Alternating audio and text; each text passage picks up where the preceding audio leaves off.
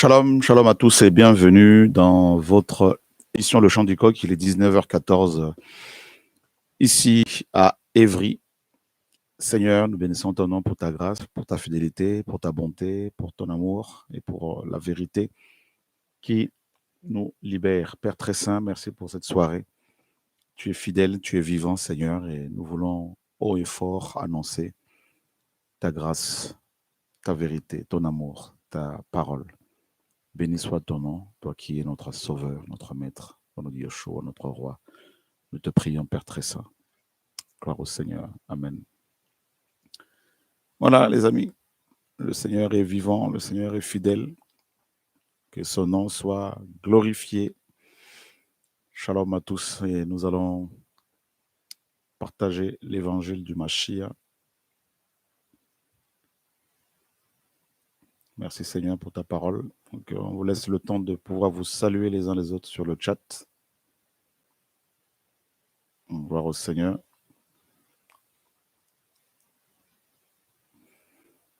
Alléluia.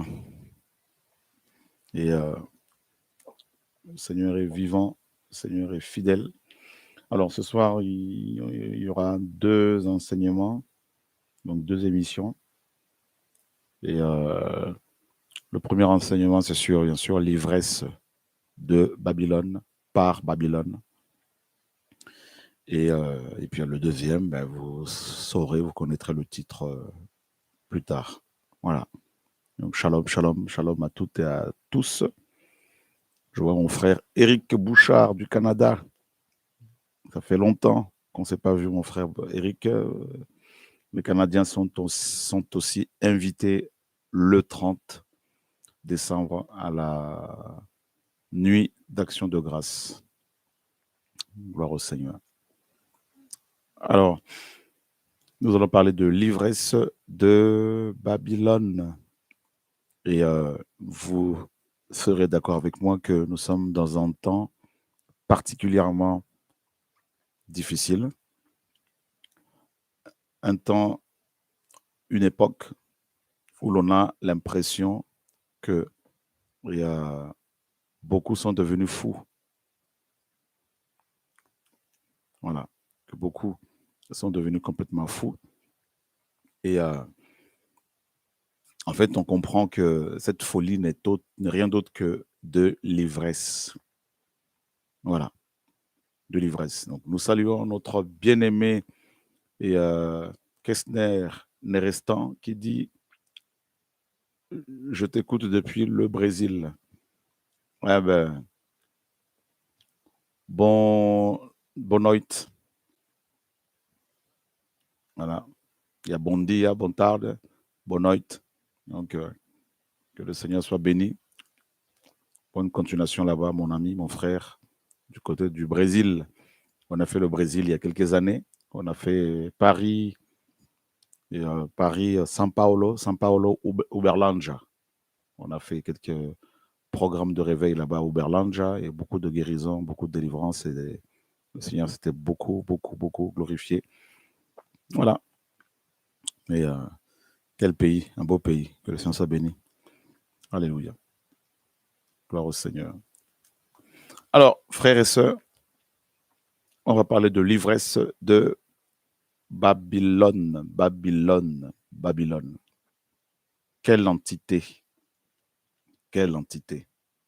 Quelle entité. Que le Seigneur soit béni pour sa parole, frères et sœurs. Alors, sans plus tarder, nous allons rapidement dans le livre d'Apocalypse au chapitre 17. Alors, je demanderai à mon frère Ulrich de nous faire la lecture à chaque fois, là, avec son fils. Gloire au Seigneur. À partir du verset 1er, nous allons jusqu'au verset... où il y a...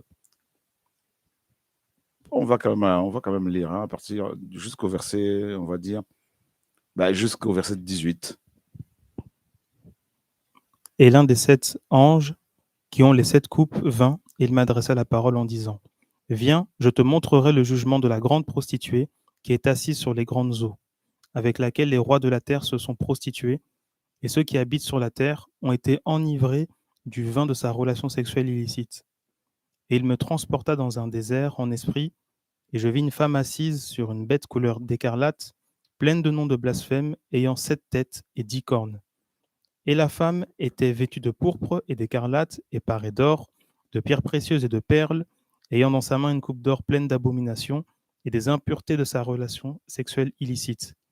Et sur son front, un nom écrit: Mystère, Babel la grande, la mère des prostituées et des abominations de la terre. Et je vis cette femme ivre du sang des saints et du sang des témoins de Yahushua. Et en la voyant, je fus étonné d'une grande admiration. Et l'ange me dit: Pourquoi es-tu dans l'admiration? Je te dirai, moi, le mystère de la femme et de la bête qui la porte, qui a les 7 têtes et les 10 cornes. La bête que tu as vue était, et elle n'est plus. Elle doit monter de l'abîme et aller à la destruction. Et ceux qui habitent sur la terre, ceux dont les noms n'ont pas été écrits dans le livre de vie depuis la fondation du monde, seront dans l'admiration en voyant la bête parce qu'elle était et qu'elle n'est plus, bien qu'elle soit. Ici l'intelligence qui a de la sagesse. Les 7 têtes sont 7 montagnes sur lesquelles la femme est assise. Et elles sont 7 rois. Les 5 sont tombés, l'un est, et l'autre n'est pas encore venu. Et quand il sera venu, il faut qu'il demeure pour un peu de temps. Et la bête qui était et qui n'est plus est elle-même un 8e. Elle est aussi du nombre des 7 et s'en va à la destruction. Et les 10 cornes que tu as vues sont 10 rois qui n'ont pas encore reçu le royaume, mais qui reçoivent autorité comme rois pour 1 heure avec la bête. Ceux-ci ont un même avis, et ils donneront leur puissance et leur autorité à la bête. Ceux-ci combattront contre l'agneau, et l'agneau remportera la victoire sur eux, parce qu'il est le Seigneur des seigneurs et le Roi des rois, ainsi que ceux qui sont avec lui, appelés et élus et fidèles. Et il me dit: Les eaux que tu as vues, où la prostituée est assise, sont des peuples et des foules, des nations et des langues. Et les 10 cornes que tu as vues sur la bête sont ceux qui haïront la prostituée, la dépouilleront et la mettront à nu.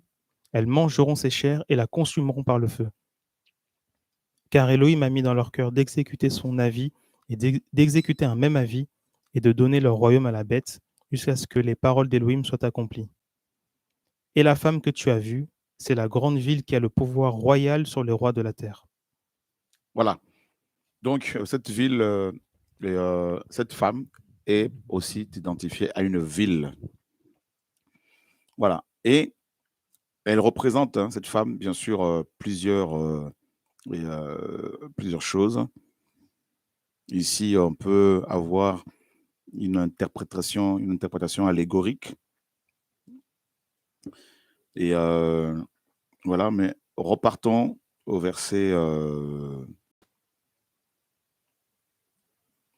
voilà, au verset 2, et on nous dit: avec cette femme, les rois de la terre se sont prostitués.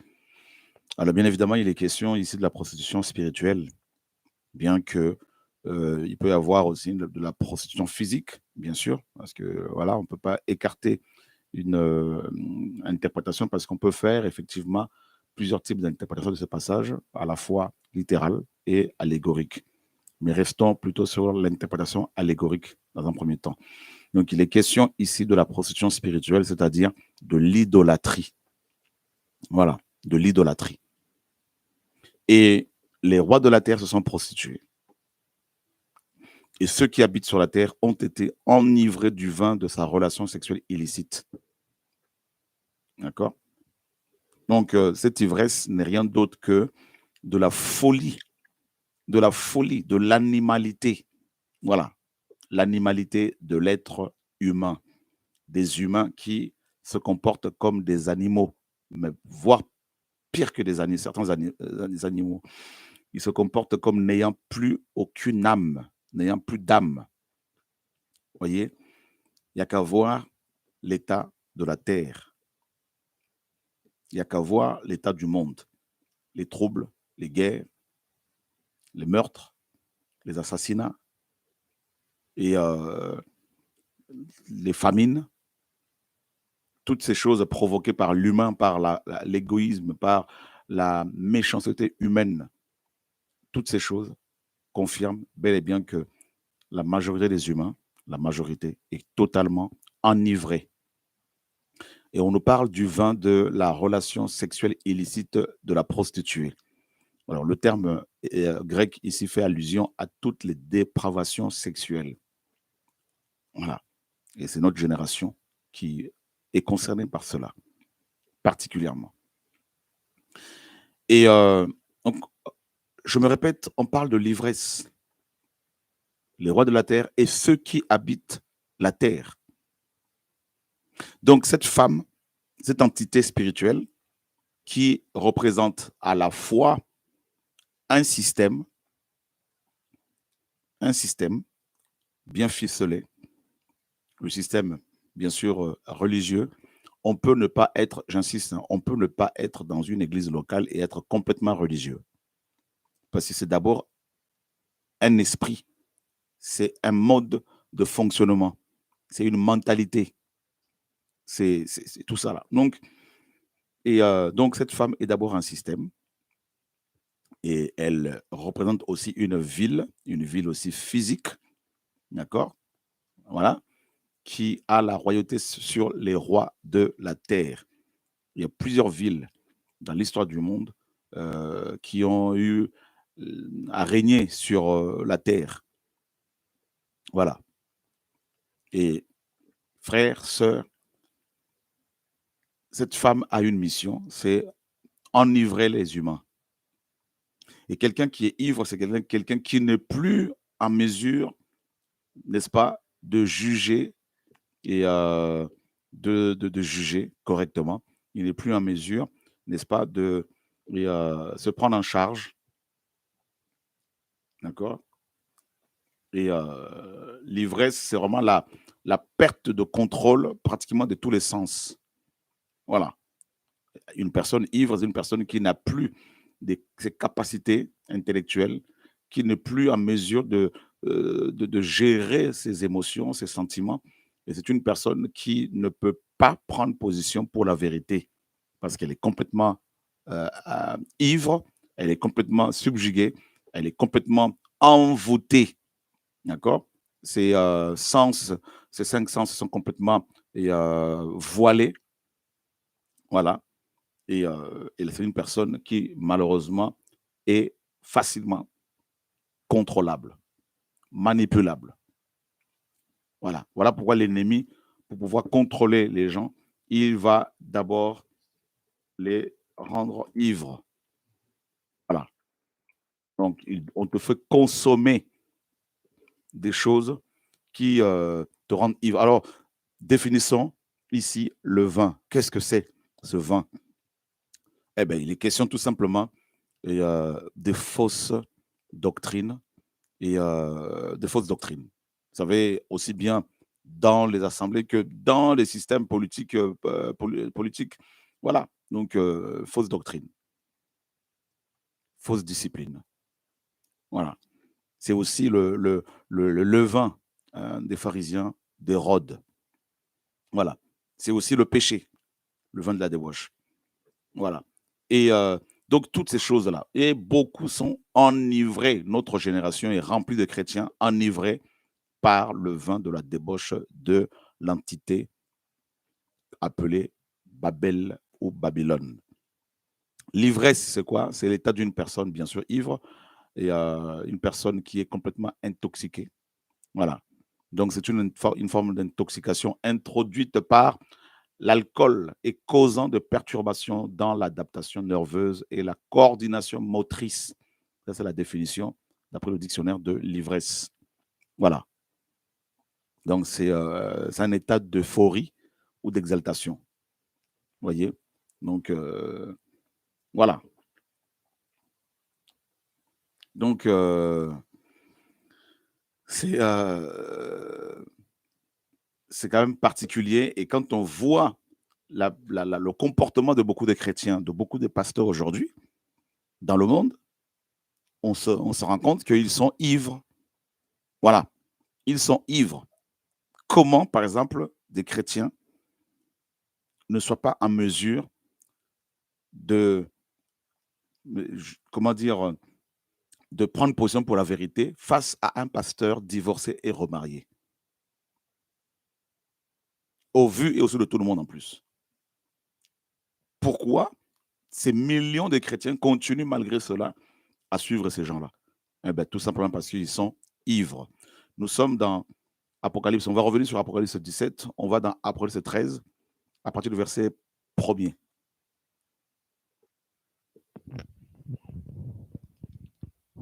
Et je me tins sur le sable de la mer, et je vis, montant de la mer, une bête, ayant 7 têtes et 10 cornes, et sur ces 10 cornes 10 diadèmes, et sur ses têtes un nom de blasphème. Et la bête que je vis était semblable à un léopard, et ses pieds comme ceux d'un ours, et sa gueule comme la gueule d'un lion. Et le dragon lui donna sa puissance, et son trône, et une grande autorité. Et je vis l'une de ses têtes comme blessée à mort, mais sa blessure mortelle fut guérie, et toute la terre était dans l'admiration derrière la bête. Et ils adorèrent le dragon qui avait donné l'autorité à la bête, et ils adorèrent la bête en disant, qui est semblable à la bête, et qui peut combattre contre elle? Et il lui fut donné une bouche qui proférait de grandes choses et des blasphèmes. Et il lui fut aussi donné le pouvoir d'agir pendant 42 mois. Et elle ouvrit sa bouche pour blasphémer contre Elohim, pour blasphémer son nom et son tabernacle, et ceux qui dressent leur tente dans le ciel. Et il lui fut donné de faire la guerre aux saints et de remporter la victoire sur eux. Il lui fut aussi donné autorité sur toute tribu, toute langue et toute nation. Et ils l'adoreront, tous ceux qui habitent sur la terre, dont les noms n'ont pas été écrits dans le livre de vie de l'agneau tué depuis la fondation du monde. Si quelqu'un a une oreille, qu'il entende. Si quelqu'un emmène en captivité, il s'en va en captivité. Si quelqu'un tue par l'épée, il faut qu'il soit lui-même tué par l'épée. C'est ici la persévérance et la foi des saints. Voilà. Donc, vous voyez bien qu'on nous dit que toute la terre, toute la terre, tous ceux qui habitent sur la terre vont l'adorer. Adorer qui? Ben, tout simplement la bête. Ici, les questions de l'Antichrist, un autre système. Et la femme d'Apocalypse 17 nous dit la parole est assise sur une bête. Donc la bête en question, c'est bien sûr l'anti-machia et aussi le système politique. Et la femme est le système, bien sûr, comme vous le savez, religieux. Et elle représente aussi une ville, la ville qui a la royauté, qui règne sur le monde. Voilà. D'accord? Et voilà. Donc maintenant, frères et sœurs, il y a plusieurs villes aujourd'hui qui règnent sur le monde, mais comprenez que Babylone aujourd'hui ne représente pas forcément une ville en particulier, mais c'est toute, aujourd'hui, c'est l'ensemble des nations, n'est-ce pas? L'ensemble des nations qui représentent Babylone. Et si l'on veut, sur le plan politique, la ville qui règne sur le monde, bien évidemment, c'est Washington, c'est clair. Voilà.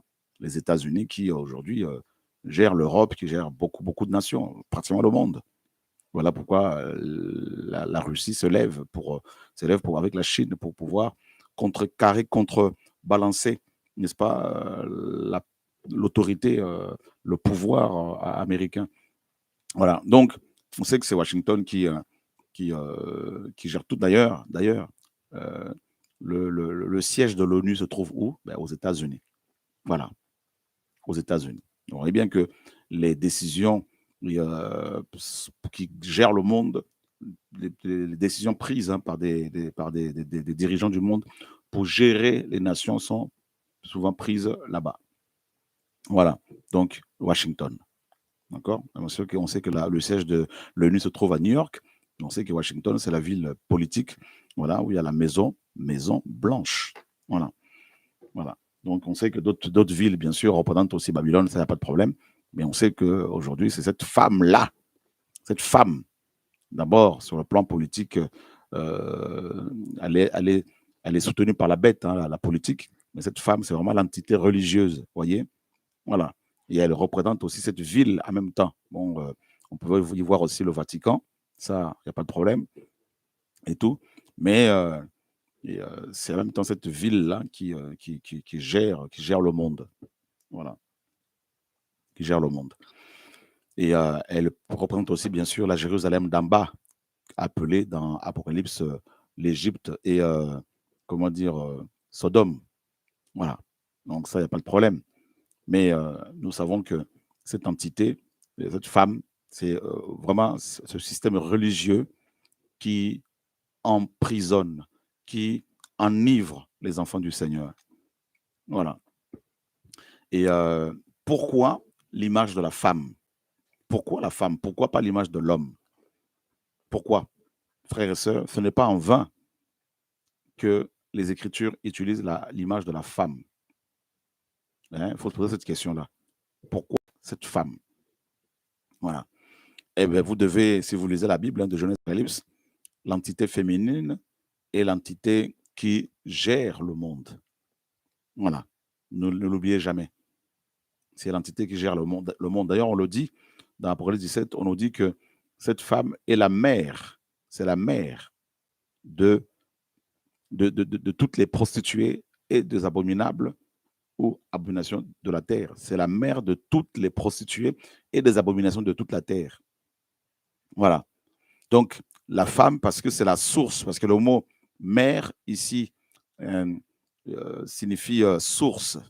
Voilà. Donc, voilà pourquoi les Écritures utilisent l'image de la femme.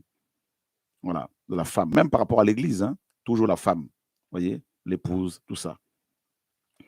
Et l'ennemi, pour détruire le monde, comme vous le savez, il est passé par, non pas par l'homme, mais par la femme.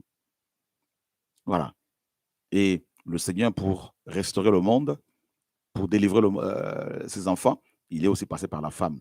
Donc, ça veut dire que la femme a quand même un rôle majeur à jouer. Donc, ce n'est pas un être, mes amis, déjà un être inférieur à l'homme, ce n'est pas le cas, c'est faux. Et la femme, selon la parole, est égale à l'homme, parce que la parole nous dit que quand le Seigneur a créé les deux, Adam et Ève, il les a tous les deux appelés du nom d'être humain. Voilà. Donc, quand la parole dit que l'homme est le chef de la femme, cela ne veut pas dire que l'homme est plus intelligent. Et non, c'est par rapport à l'ordre, tout simplement. L'homme, c'est la tête, littéralement. Voilà. Donc, la femme, c'est vraiment, c'est un être essentiel. Voilà pourquoi, quand dans un pays, la femme est détruite, le pays s'écroule. Quand dans une famille, la femme est détruite, la famille s'écroule. Voilà. Vous voyez? Et donc, c'est terrible. Et effectivement, comme le dit quelqu'un sur le chat, hein, donc Babylone, c'est l'antithèse de l'Église. Effectivement, c'est la femme qui a la mission du dragon de la part du dragon pour vraiment enivrer les gens. Voilà. Pour enivrer les gens, pour les rendre idiots, bêtes, pour ne plus qu'ils soient capables de défendre la vérité. Vous voyez? Et regardez, mes amis, comment l'ennemi a procédé pour détruire la terre. Adam était à côté de sa femme, hein, et Satan va passer par la femme, alors que son mari était à côté, mais il n'a pas parlé avec l'homme. Parce que l'homme va souvent raisonner. Vous voyez? L'homme, c'est la tête, c'est le raisonnement. Voilà. Mais la femme, c'est vraiment le côté, c'est le cœur, c'est le côté émotion, tout ça, et sentiment. Et voilà. Vous voyez, la femme, c'est vraiment les entrailles. Hein, les entrailles. Et d'ailleurs, vous les voyez, hein, dans les assemblées, il y a plus de femmes que d'hommes. Il y a plus de femmes qui prophétisent que d'hommes. Et il y a plus de femmes qui sont saisies par l'esprit que d'hommes. Vous voyez? Et voilà. Et globalement, les hommes peuvent, enfin, les femmes, il y en a, oui, bien sûr, mais c'est rare. Il y en a quand même. Mais les hommes sont plus enclins à quitter leur foyer, abandonner et femmes et enfants pour aller recommencer leur vie ailleurs. Alors qu'il y a des femmes qui restent avec leurs enfants, des femmes restent avec leurs enfants, trouvent du boulot, parfois vont faire un sale travail et, pour pouvoir nourrir leur famille. Voyez? Parce que c'est la mère. Il y a ce cœur-là, ces sentiments pour ne pas abandonner sa famille, tout ça. Voilà. Et c'est pour cela que l'ennemi va souvent se servir de ça aussi. Les sentiments, les émotions. Vous voyez? Pour pouvoir contrôler, pour pouvoir gérer. Voilà. Et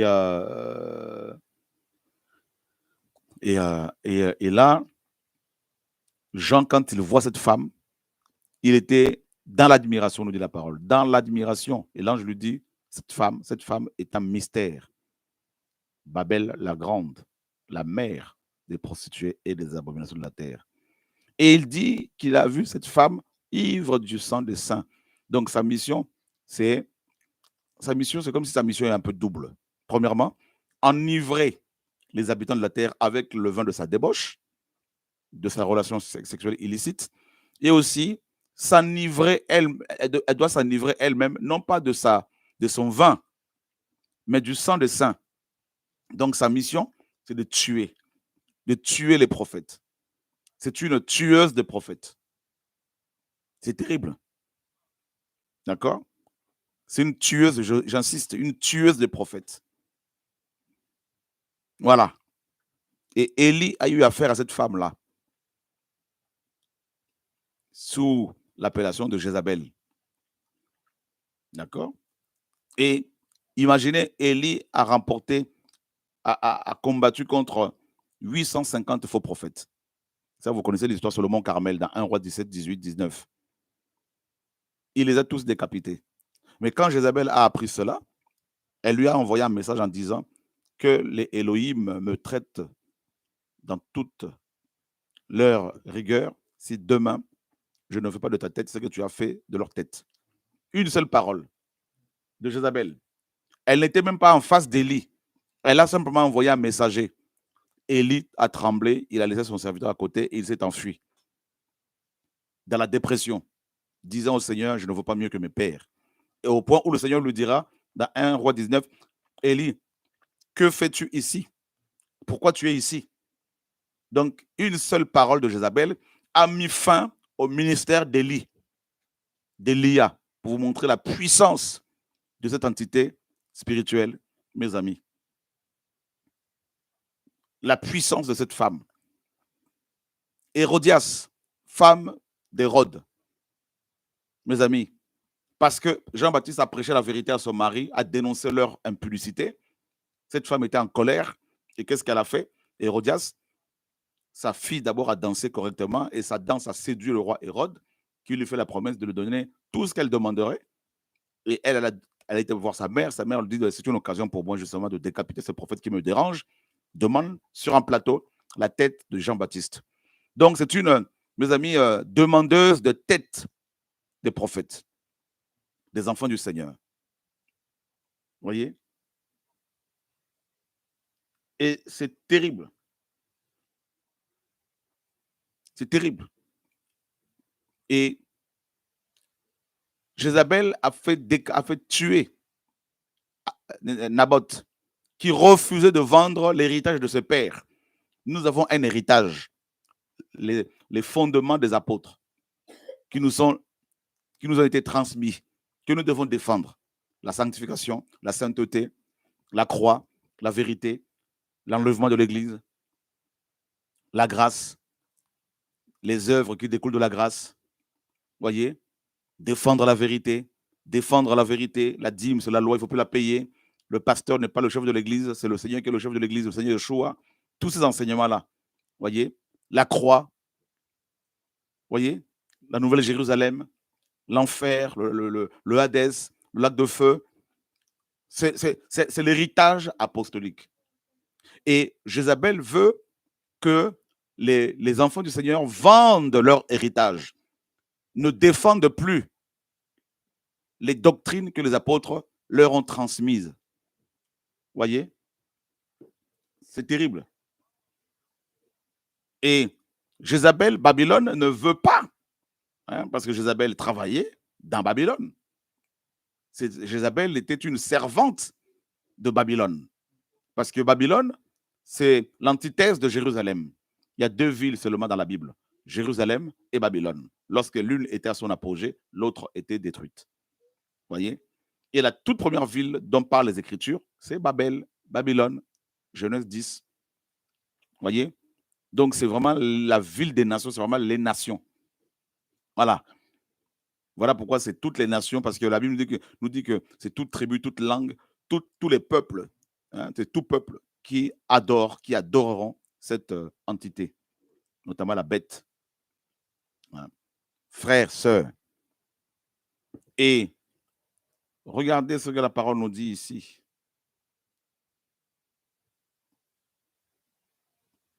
Dans 1 Roi, chapitre 22, à partir du verset 5.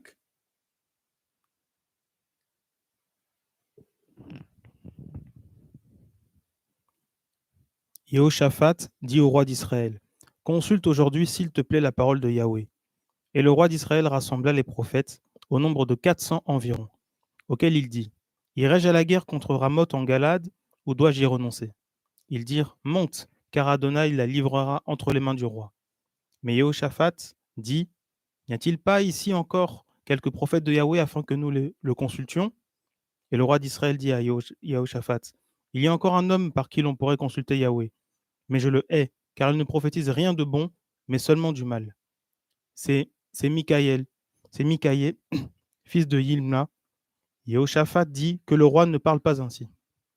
Le roi d'Israël appela un eunuque auquel il dit, « Fais venir promptement Mikaïe, fils de Yimla. » Or le roi d'Israël et Jehoshaphat, roi de Yehuda, étaient assis chacun sur son trône, revêtus de leurs habits, sur la place qui se trouve à l'entrée de la porte de Samarie, et tous les prophètes prophétisaient en leur présence. Sidkiya, fils de Kenana, s'était fait des cornes de fer, et il dit ainsi, ainsi parle Yahweh, de ces cornes-ci, tu heurteras les Syriens jusqu'à les détruire. Tous les prophètes prophétisaient de même en disant, monte à Ramoth en Galade. Tu connaîtras le succès, et Yahweh la livrera entre les mains du roi. Or, le messager qui était allé appeler Mikaïe lui parla ainsi. Voici les paroles des prophètes. D'une seule bouche, elles annoncent ce qui est bon au roi. S'il te plaît, que ta parole soit comme la parole de l'un d'eux. Déclare ce qui est bon. Voilà. Donc, imaginez Michée, déjà à l'époque d'Élie. Élie était seul devant 850 faux prophètes. Ils ont été décapités. Et Jézabel a remis en place encore 400 prophètes autour d'elle. Et Michée se retrouve seul face à tous ces prophètes. Et tous ces prophètes prophétisaient le même message. On peut dire aujourd'hui, c'est l'évangile de la prospérité. Hein? Tout ça. Là. Et Michée arrive, on lui dit, enfin, le roi Josaphat a vu que, il dit, non, il y a un problème, ça ne va pas là. 400 messages, mais je ne suis pas nourri. Vous voyez, 400 écoles bibliques, mais je ne suis pas nourri. Je ne suis pas convaincu. Les véritables enfants du Seigneur, frères et sœurs, vous pouvez leur donner toutes sortes d'enseignements, mais ils savent faire la distinction par l'esprit, la différence entre le bien et le mal. Josaphat dit, il n'y a pas un autre prophète. Le roi dit, non, mais le roi d'Israël dit, mais il y a encore Michée, Mikaïe, mais je ne l'aime pas. Vous avez vu, hein? Je ne l'aime pas. On ne peut pas vous aimer parce que vous annoncez la vérité. Voilà, ne vous attendez pas à ce qu'on vous acclame. On va vous haïr. Il était même en prison. Hein? Vous vous rendez compte? Comme Jean-Baptiste. En prison seul. Je ne l'aime pas parce qu'il ne prophétise rien de bon. Le roi dit, Josaphat dit, mais appelle, il faut quand même qu'il vienne. Et les gars, on nous dit le messager qui est allé appeler Mikaïe, messager, ange. Tu te rends compte? On envoie des messagers pour tromper. Jézabel, Babylone a ses messagers. Bah oui, Ricky, mon frère. Elle les envoie pour vous communiquer le message de Babylone. Pour détruire le message que vous avez reçu, l'évangile que vous avez reçu, les fondements des apôtres. Vous vous rendez compte? On dit messager. Or, le messager qui était allé appeler Mikaïe lui parla ainsi. Voici les prophètes d'une seule bouche. Elles annoncent ce qui est bon au roi. Ils se donneront une foule de docteurs parce qu'ils veulent entendre des choses agréables. Voilà notre génération. Voyez? S'il te plaît, que ta parole soit comme la parole de l'un d'eux. Déclare ce qui est bon. Mais Mikaïe lui dit, Yahweh est vivant, je déclarerai ce que Yahweh me dira. Il vint vers le roi et le roi lui dit, Mikaïe, devons-nous aller à la guerre contre Ramoth en Galade ou bien nous en abstenir? Et il lui dit, monte-y, tu connaîtras le succès et Yahweh livrera entre les mains du roi. La livrera entre les mains du roi. Donc Mikaïe, à cause de la pression, il a aussi obéi à la parole du messager. Voyez? La pression de Babylone, la pression.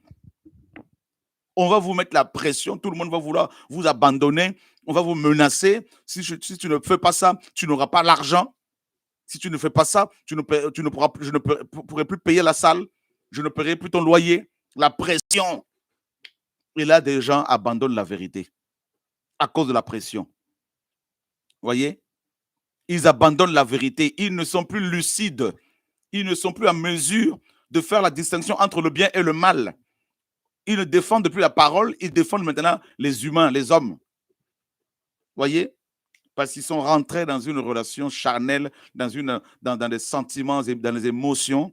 Et Michée a eu la pression, le prophète, hein, véritable, hein, il a suivi les instructions du messager de Babylone. Voyez? Et le Seigneur, dans sa grâce, va permettre à ce que le roi Akab le reprenne. Un impie qui va reprendre le prophète de Yahweh. Celui qui ne l'aimait pas. Et le roi lui dit, combien de fois me faudra-t-il te faire jurer de ne me dire que la vérité au nom de Yahweh? Donc ça veut dire que Michée, plusieurs fois, à cause de la pression, n'a pas dit la vérité. À cause de la pression. Voilà pourquoi le roi dit, combien de fois? Donc à chaque fois que Michée venait, à cause de la pression, il s'alignait derrière les prophètes de Baal. Vous vous rendez compte, frères et sœurs? Ce n'est pas moi qui le dis, c'est écrit. Hein? Voilà. Combien de fois? Et il dit, j'ai vu tout Israël dispersé sur les montagnes comme un troupeau de brebis qui n'a pas de berger. Et Yahweh a dit, ceux-ci n'ont pas de seigneur, que chacun retourne en paix dans sa maison. Alors le roi d'Israël dit à Josaphat, ne t'ai-je pas bien dit que quand il est question de moi, il ne prophétise rien de bon, mais seulement du mal. Là, c'est Michée qui continue. J'ai vu Yahweh assis sur toute l'armée des cieux se tenant debout près de lui, et à sa droite et à sa gauche. Et Yahweh a dit, quel est celui qui séduira Akab afin qu'il monte et qu'il tombe à Ramoth en Galade? Et celui-ci dit ainsi, et celui-là dit ainsi. Et un esprit sortit et se tint debout en face de Yahweh et dit, moi, je le séduirai. Et Yahweh lui dit, comment? Et il dit, je sortirai et je deviendrai un esprit de mensonge dans la bouche de tous ces prophètes.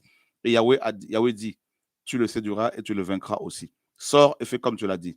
Mais maintenant, voici, Yahweh a mis un esprit de mensonge dans la bouche de tous tes prophètes qui sont ici et Yahweh a prononcé du mal contre toi. Voyez? Donc, voilà ce qui s'est passé. Michée, prophète de Yahweh, à cause de la pression de Babylone, à cause de la pression subie, pression royale, plusieurs fois Michée cédait.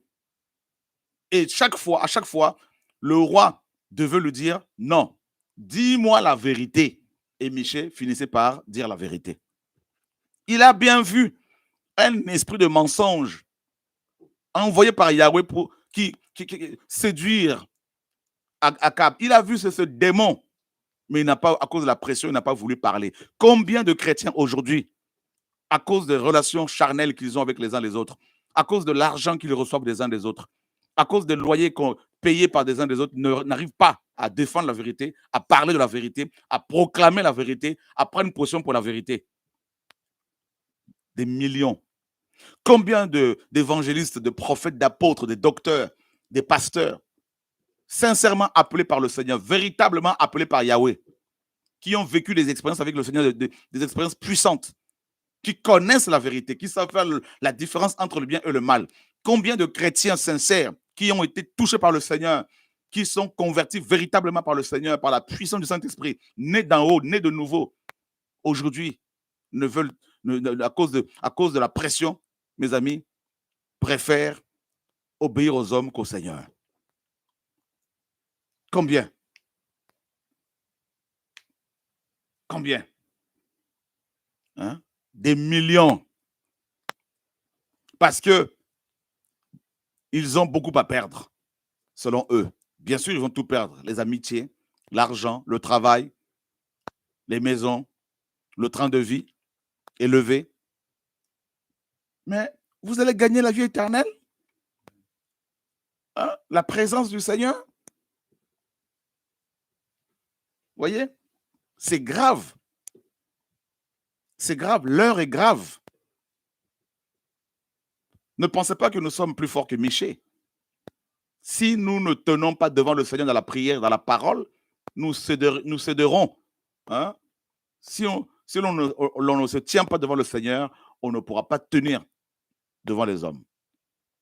Celui qui résiste face aux hommes, qui résiste à Satan, celui qui persévère, qui est dans la constance, celui qui tient tête aux méchants qui veulent qui veulent la mener à la compromission, cette personne-là se tient devant le Seigneur.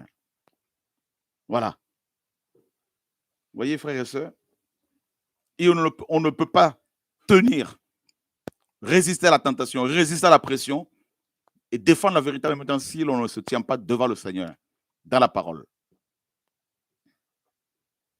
Vous voyez, comme un arbre, plus ses racines sont profondément ancrées dans le sol, plus cet arbre va résister aux intempéries, au vent, hein, tout ça, aux inondations. Et, frères et sœurs, l'heure est grave. Et regardez, on va prendre Jérémie, chapitre 51.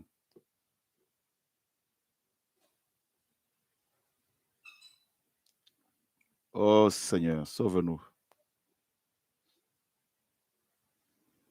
Avant de prendre Jérémie, pardon, on va prendre d'abord un roi. Chapitre 18, verset 19.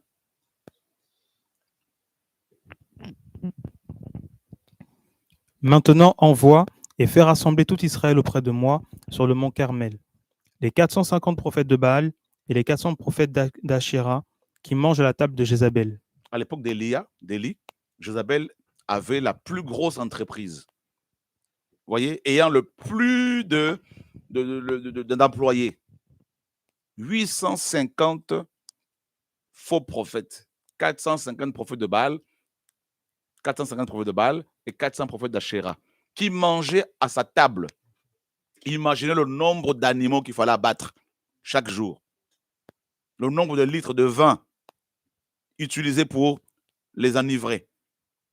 Et c'était les messagers de Babylone, les messagers de Jézabel. Ces gens ne pouvaient pas parler contre Jézabel parce que c'est Jézabel qui les nourrissait. C'est Jézabel qui les alimentait. Vous voyez, non? C'est Jézabel qui leur mettait la nourriture dans la bouche. Donc, ils ne pouvaient qu'exécuter sa parole. Ouais.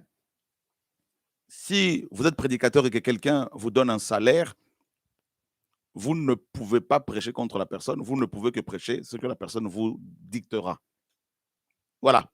Voilà pourquoi un messager du Seigneur, une messagère du Seigneur doit être totalement indépendante.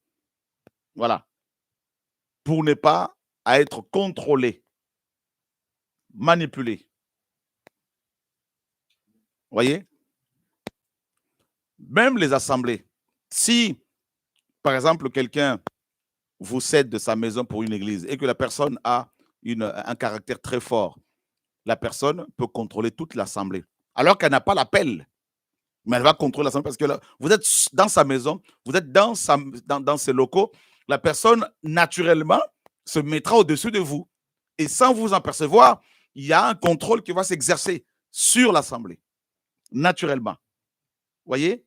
Donc, c'est pour cela que, et les enfants, et les messagers du Seigneur, hommes et femmes, et les frères et sœurs, les assemblées, nous devons être totalement indépendants. Voilà. Si vous dépendez des gens financièrement, ces personnes vont vous contrôler. D'ailleurs, la parole le dit. Celui qui emprunte est l'esclave de celui qui le prête. Voilà. Beaucoup de pasteurs prêchaient la vérité. Mais une fois qu'ils ont commencé à avoir des partenaires financiers, des gens autour d'eux pour les financer, ils ont commencé à changer leur message. Et aujourd'hui, ils ont tout perdu. Ils ont beaucoup d'argent, ils ont de belles voitures, mais ils ont tout perdu. Voilà. Vous voyez? C'est grave. C'est grave. C'est grave. Et Jézabel avait à sa table, comme je vous ai dit, à sa table, elle avait une table. Une table. Donc Babylone a sa table. Et regardez ce que Paul dit dans 1 Corinthiens, et, mes amis, 1 Corinthiens chapitre 10.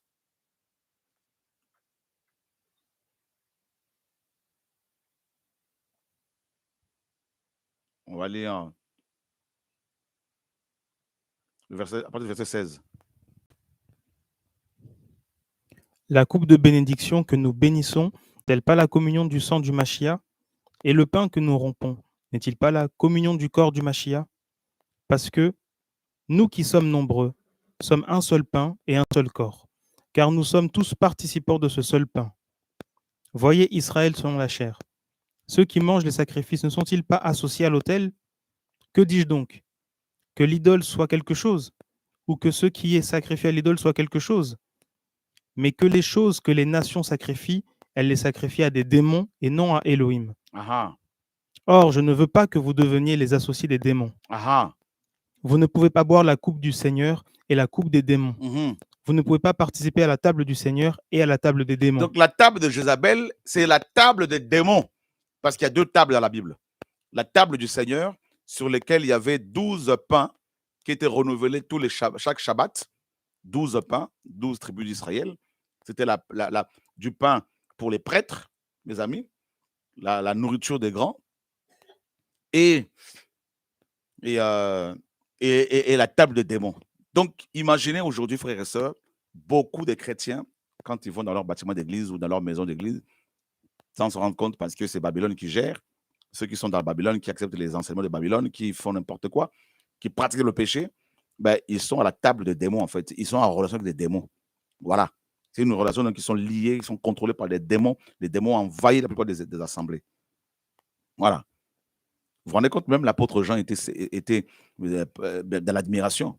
Hein, dans l'admiration. L'ange lui dit, mais pourquoi tu l'admires? Je te dirai le mystère. Si le Seigneur ne t'ouvre pas les yeux pour voir la personne, tu peux croire que la personne est du Seigneur. Donc c'est un mystère. Tu peux même défendre la personne alors que la personne est du diable. Hein? C'est terrible. Hein? Si le Seigneur ne t'ouvre pas les yeux pour te montrer que c'est un serpent, tu peux croire que c'est le Seigneur. Voilà comment beaucoup de gens se laissent éblouir par la fausse lumière de Satan qui se déguise en ange de lumière. Vous voyez?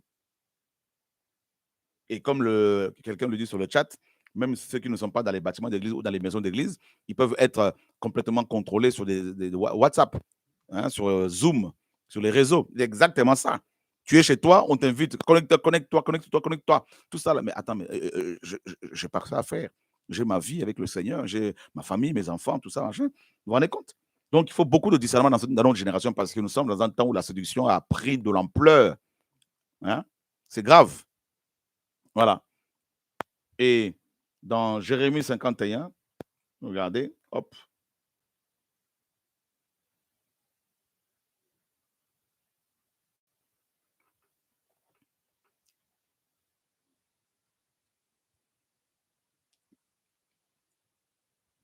Donc, Jérémie 50, verset 8. Et à partir du verset 7 et 8. Babel était une coupe d'or dans la main de Yahweh, enivrant toute la terre. Les nations ont bu de son vin, c'est pourquoi les nations sont devenues insensées. Babel est tombée, et en un instant elle est brisée. Hurlez sur elle, prenez du baume pour sa douleur, peut-être guérira-t-elle. Voilà. Donc, Babel était une coupe d'or dans la main de Yahweh, enivrant toute la terre. Donc, en fait, les gens qui sont enivrés là par Babel, selon Apocalypse 17, par cette femme, c'est le jugement même du Seigneur. C'est un esprit d'égarement que le Seigneur envoie à ceux et celles qui refusent la vérité, qui n'ont pas reçu l'amour de la vérité pour être sauvés. Comme Paul le dit dans 2 Thessaloniciens chapitre 2. Voilà pourquoi Elohim leur envoie un esprit d'égarement, une puissance, l'efficacité de Satan. C'est terrible. Donc, le Seigneur n'est pas surpris par la coupe de Babylone, par cette ivresse. C'est le jugement même du Seigneur. C'est grave. Et regardez cette ivresse-là. Deutéronome 28, 28. Merci Saint-Esprit.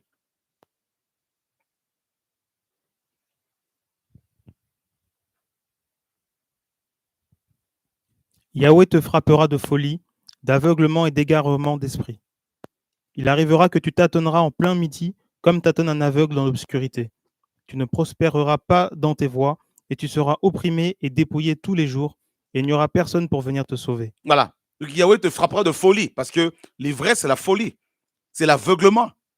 C'est l'égarement d'esprit. Vous voyez?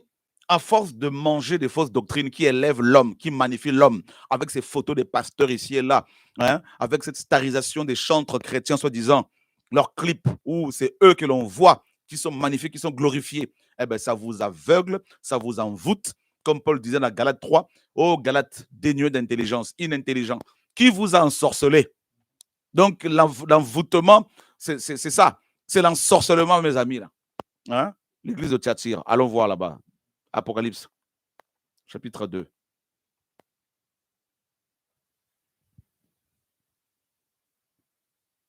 À partir du verset 18. Écrit aussi à l'ange de l'assemblée de Thyatire. Voici ce que dit le fils d'Élohim, qui a ses yeux comme une flamme de feu et les pieds semblables à du cuivre ardent. Je connais tes œuvres, et ton amour, et ton service, et ta foi, et ta patience, et tes dernières œuvres plus nombreuses que les premières.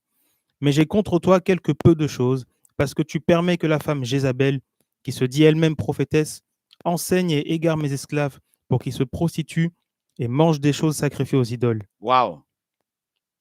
Et je lui ai donné du temps afin qu'elle se repente de sa relation sexuelle illicite, mais elle ne s'est pas repentie. Voici, je la jette sur un lit pour une grande tribulation, ainsi que ceux qui commettent l'adultère avec elle, s'ils ne se repentent pas de leurs œuvres. Et je tuerai par la mort de ses enfants, et toutes les assemblées sauront que je suis celui qui sonde les reins et les cœurs, et je vous donnerai à chacun selon vos œuvres. Mais je vous dis à vous et aux autres qui sont à Thyatire, autant qu'il y en a qui n'ont pas cette doctrine et qui n'ont pas connu les profondeurs de Satan, comme ils disent, je ne mettrai pas sur vous un autre fardeau. Seulement, ce que vous avez, retenez-le jusqu'à ce que je vienne. Et à celui qui remporte la victoire et qui garde mes œuvres jusqu'à la fin, je donnerai autorité sur les nations. Et il les gouvernera avec un sceptre de fer, et elles seront brisées comme les vases de potier, selon que moi aussi je l'ai reçu de mon Père. Et je lui donnerai l'étoile du matin.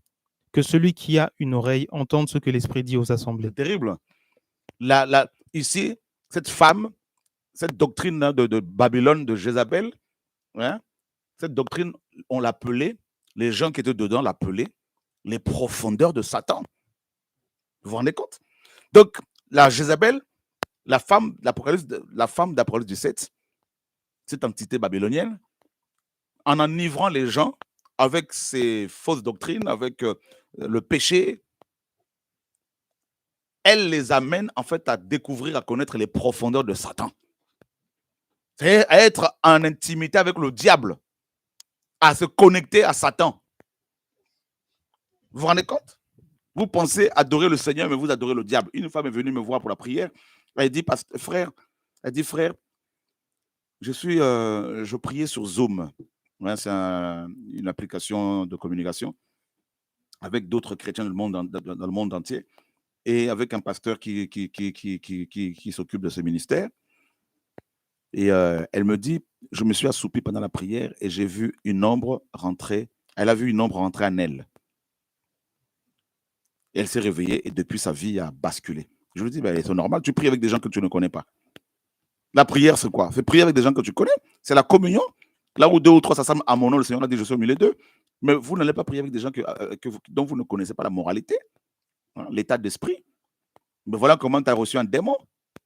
Hein? Vous courez sur les réseaux ici et là, vous courez dans les retraites bizarres. Vous vous mettez à vous connecter avec des gens que vous ne connaissez pas pour prier ensemble. Hein? Vous répondez à des invitations sans vérifier, sans demander au Seigneur qui est qui. Voilà notre génération. Une génération où il y a, avec la toile, avec les réseaux, tout ça, là, ben, les gens, ils sont liés, en fait, c'est des chaînes.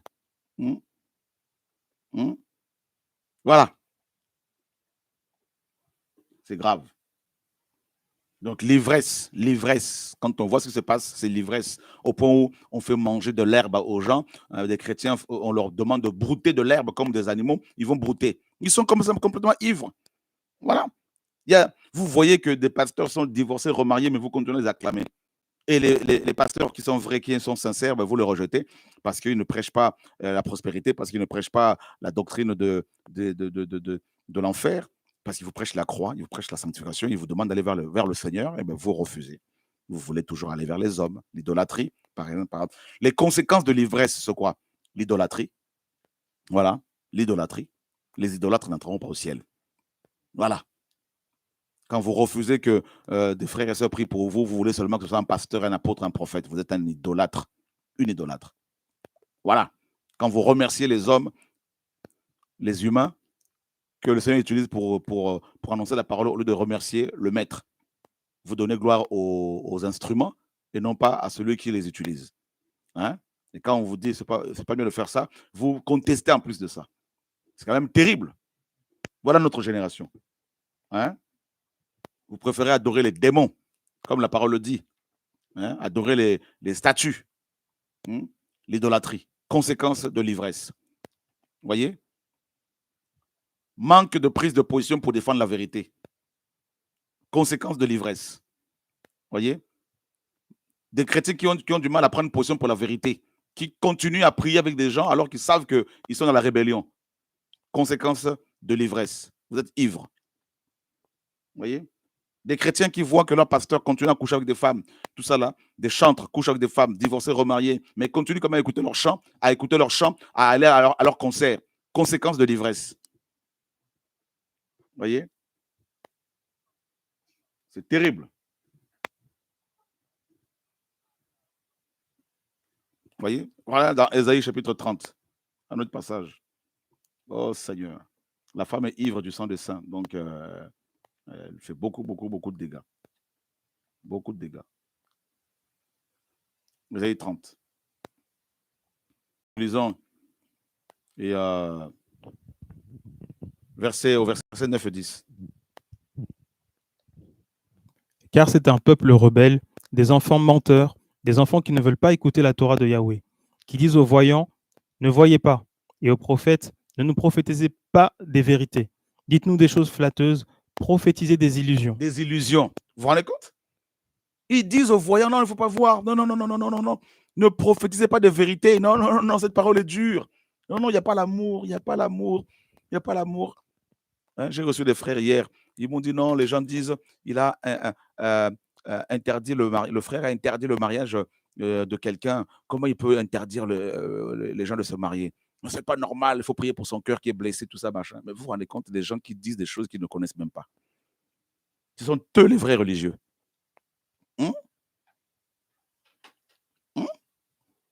On a interdit qui de se marier. Quand un monsieur se fait passer pour un chrétien, drague plusieurs sœurs dans une même assemblée, hein, va fiancer quelqu'un et lui mettre la pression pour commencer à la caresser, à l'embrasser en lui disant, même si ça brûle, on brûle, c'est pas grave. Et vous acclamez ça. Et de loin, vous entendez des choses sans vérifier, sans même venir nous voir pour consulter. D'abord le Seigneur chez vous, dans la Bible, en lisant la Bible, en priant, et venir nous voir, aller voir des frères et sœurs pour avoir des informations. Non, non. Non, non, non, non. Il a interdit un mariage. Mais vous voulez quoi au juste? Vous voulez quoi au juste?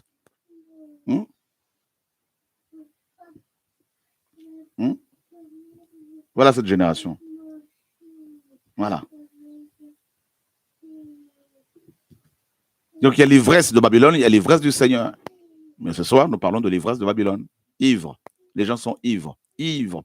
Ils ont la démangeaison. Voilà une autre conséquence de l'ivresse. Ils ont la démangeaison d'entendre des choses agréables. Conséquence de l'ivresse. Voilà pourquoi ils disent aux voyants, dites-nous, prophétisez des illusions, des choses flatteuses. Tu es champion alors que tu es dans l'adultère. Tu es un grand homme alors que tu es dans la fornication. Hein? Oh, que le Seigneur nous garde. L'aveuglement. Que le Seigneur nous garde. Et ils disent aux voyants, aux prophètes, retirez-vous du chemin, détournez-vous du sentier, et éloignez de notre présence le Saint d'Israël. Vous voyez? C'est grave. Donc que le Seigneur nous garde, frères et sœurs. Voilà, quelqu'un a quelque chose à dire peut-être? Mais ils ne prennent pas position, ils ne veulent pas prendre position pour la vérité, surtout pas. Surtout pas. Ils ne veulent pas, parce qu'ils ne veulent pas de clash, en fait. Ils veulent être acclamés par tous. Alors que dans la Bible, toutes les personnes qui ont pris position pour la vérité étaient devenues solitaires. Hein. Voilà, Jérémie a dit, je me suis tenu seul. Voilà, je ne me suis pas assis dans l'assemblée des moqueurs. Voilà, l'assemblée des moqueurs, c'est l'assemblée des gens qui connaissent, bien qu'ils connaissant la vérité, ils pratiquent le péché. Voilà. Voilà, que le Seigneur nous garde. Alors, dans l'Apocalypse chapitre 18, là-bas, on finit avec ce passage. Alors, le verset 1er.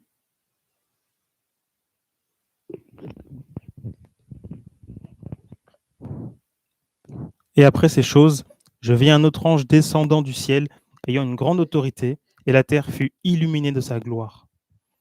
Et il cria avec force d'une grande voix, disant, elle est tombée Babel la grande, et elle est devenue une demeure de démons, et une prison pour tout esprit impur, et une prison pour tout oiseau impur et détesté. C'est une prison, Babylone. Prison. Prison. Tu peux être emprisonné parce que tu es sur un groupe de WhatsApp. Tu n'as plus le temps pour toi, pour ta famille. Hein? Tu es toujours des gens que tu ne connais même pas qui sont ici et là, en Afrique, au Canada, qui te mettent la pression. Connecte-toi, il faut qu'on fasse ci, on fasse ça. Tu n'as plus de vie. Tu es enrôlé, embarqué comme ça, là. Embarqué. Hein? Par un groupe de sorcières, hein? Qui vont de maison à maison, qui viennent chez toi t'enquiquiner. Tu es en prison. Babylone, c'est ça, une prison. Voilà. Voilà. Une prison. On continue. Au verset 3, parce que toutes les nations ont bu du vin de la colère de sa relation sexuelle illicite, et les rois de la terre se sont prostitués avec elle, et les marchands de la terre sont devenus riches par le pouvoir de son luxe. Et j'entendis une autre voix du ciel disant, sortez d'elle, mon peuple, afin que vous ne participiez pas à ses péchés et que vous ne receviez pas une part de ses fléaux. Parce que ses péchés se sont joints à sa suite jusqu'au ciel, et Elohim s'est souvenu de ses iniquités. Payez-la comme elle-même vous a payé, et doublez le double de ses œuvres. Et dans la même coupe où elle a versé à boire, versez-lui au double. Autant elle s'est glorifiée et a vécu dans le luxe, autant donnez-lui de tourments et de deuil, parce qu'elle dit dans son cœur, je siège en reine, je ne suis pas veuve, et je ne verrai jamais de deuil. C'est pourquoi en un seul jour arriveront ses plaies. Elle dit, je ne suis pas veuve. Donc, c'est qu'elle a un mari. Une femme qui n'est pas veuve, c'est une femme, forcément. Elle est reine, elle est reine. Il n'y a pas de reine comme ça sans roi. Vous voyez? Et le roi de cette femme, c'est la bête, l'antichrist. Vous voyez? Donc, Babylone, c'est la femme d'antichrist. C'est la femme de l'anti-Machia, frères et sœurs. Oui, elle dit qu'elle n'est pas, parce que son mari est encore en vie. Vous voyez? Donc, c'est terrible. Donc, beaucoup de chrétiens, beaucoup d'églises sont prises en étau, en sandwich. D'un côté, il y a Babylone, de l'autre, vous avez la bête, l'anti-Machia. Ouais. On continue. Verset 8. C'est pourquoi en un seul jour arriveront ses plaies, la mort, le deuil et la famine, et elle sera consumée par le feu, parce qu'il est puissant le Seigneur Elohim qui la juge. Et les rois de la terre qui se sont prostitués avec elle et qui ont vécu dans le luxe pleureront et se frapperont la poitrine de chagrin à son sujet quand ils verront la fumée de son embrasement. Se tenant à distance par crainte de son tourment, et ils diront, malheur, malheur, Babel la grande, la ville forte, parce qu'en une heure, ton jugement est venu. Et les marchands de la terre aussi pleurent et sont dans le deuil à son sujet, parce que plus personne n'achète leurs marchandises. Marchandises d'or et d'argent, et de pierres précieuses et de perles, et de fin lin et de pourpre, et de soie et d'écarlate, et de toutes sortes de bois de senteur, et de toutes sortes d'objets en ivoire, et en bois très précieux, et en cuivre, et en fer, et en marbre, et de cinnamome, et d'encens, et de baume, et de l'arbre à encens, et de vin, et d'huile, et de fine farine, et de blé, et de bêtes, et de brebis, et de chevaux, et de chars, et de corps et d'âmes humaines. Et le fruit mûr du désir de ton âme s'en est allé loin de toi, et toutes les choses qui appartiennent à un somptueux et délicat style de vie, et les choses magnifiques se sont éloignées de toi, et tu ne les trouveras plus jamais. Les marchands de ces choses, qui sont devenus riches par elles, se tiendront à distance par crainte de son tourment. Ils pleureront et seront dans le deuil. Et disant, malheur, malheur, la grande ville, qui était vêtue de fin lin et de pourpre et d'écarlate, et qui était parée d'or et ornée de pierres précieuses et de perles. Parce qu'en une heure, une richesse si grande a été dévastée. Et tous les maîtres de navigation aussi, tous ceux qui naviguent vers ce lieu, tous les marins et tous ceux qui exploitent la mer se tenaient à distance. Et en voyant la fumée de son embrasement, ils s'écriaient en disant, quelle ville était semblable à cette grande ville? Et ils se jetaient de la poussière sur leur tête, pleurant et étendant le deuil, et ils disaient, malheur, malheur la grande ville, dans laquelle sont devenus riches par son opulence tous ceux qui ont des navires sur la mer, parce qu'en une heure elle a été réduite en désert. Ciel, réjouis-toi à cause d'elle, et vous aussi, saints apôtres et prophètes, parce qu'Élohim a exercé son jugement sur elle à cause de vous. Et un ange puissant souleva une pierre semblable à une grande meule et la jeta dans la mer en disant, ainsi sera jetée avec violence Babel, la grande ville, et on ne la trouvera plus. Et la voix de joueurs de sitar et des musiciens, et celle des joueurs de flûte et de trompette ne sera plus jamais entendue chez toi. Et aucun artisan de quelque métier que ce soit ne s'y trouvera plus jamais, et le bruit de la meule n'y sera plus jamais entendu. Et la lumière de la lampe ne brillera plus chez toi, et la voix de l'époux et de l'épouse ne sera plus jamais entendue, parce que tes marchands étaient des princes de la terre, parce que par ta sorcellerie toutes les nations étaient égarées. Et c'est chez elles qu'a été trouvé le sang des prophètes et des saints et de tous ceux qui ont été tués sur la terre. C'est fort, c'est fort, c'est fort. On nous dit que, voyez, au verset 24, et c'est chez elle qu'a été trouvé le sang des prophètes, le sang des prophètes et des saints et de tous ceux qui ont été tués sur la terre. Voilà, je crois que nous allons prendre le son,